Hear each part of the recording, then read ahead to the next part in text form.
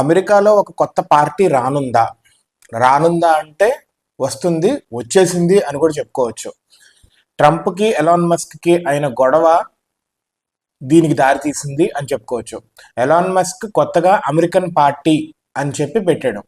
ఇది మొదట్లో ట్రంప్తో పాటే ఉన్నాడు. $277 million కూడా ఇచ్చాడు క్యాంపెయిన్ కోసం అని చెప్పి 2024లో. ఇలా ట్రంప్కి చేదోడు వాదోడుగా, అదేవిధంగా పార్టీలో ఒక మెయిన్ పర్సనాలిటీగా ఉన్న ఎలాన్ మస్క్కి ఈ బిగ్ బ్యూటిఫుల్ బిల్ ఏదైతే ఉందో, బిగ్ అండ్ బ్యూటిఫుల్ బిల్ ఉంది కదా, ఇది నచ్చలేదు. మొదట్లో సపోర్ట్ చేసిన తర్వాత అమెరికన్ డెట్కి 3.some trillion ఎంతో యాడ్ చేస్తుంది అని చెప్పి అపోజ్ చేశాడు బాగా.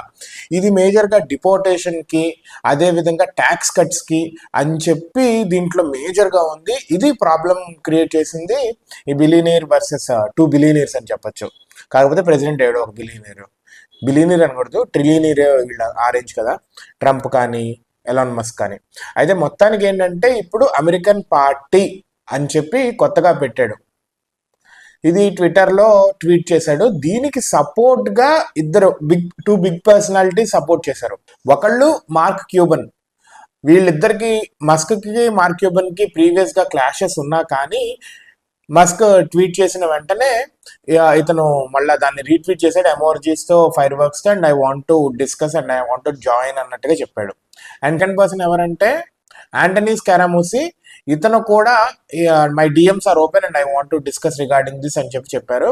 అయితే ఇది ఒక కొత్త పార్టీ ఆవిర్భావానికి హెల్ప్ అవ్వచ్చు అమెరికాలో. అండ్ చెప్పలేము, ఒకవేళ వీళ్ళ పాలసీస్ అండ్ వీళ్ళ అజెండా ఇదంతా బాగుంటాయి కనుక maybe we don't know how it goes.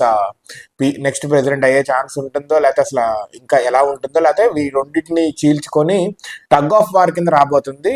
అంతా బాగుంటే కనుక రిపబ్లికన్స్కి, డెమోక్రాట్స్కి పోటీగా ఈ అమెరికన్ పార్టీ అనేది రాబోతుందా అనేది చూడాలి. Let us see. ట్రంప్కి అయితే ఇప్పుడు ప్రాబ్లం ఏమి ఉండదు, ఇంకా ఆల్రెడీ సెకండ్ టైం అయ్యాడు కదా. అమెరికాలో 2 times కంటే ఎక్కువ అవ్వకూడదు ఒక ప్రెసిడెంట్ అనే రూల్ ఉంది కదా. అయితే ట్రంప్కి ఏం కాదు, ఈ 4 ఏళ్ళు ఎలాగోలాగా, ఇంకో 4 ఏళ్ళు ఉంది కదా, ఆ 4 ఏళ్ళు ఎలాగోలా గడిపేస్తాడో. నెక్స్ట్ వాళ్ళకి ఇక గట్టి పోటీ రానుంది.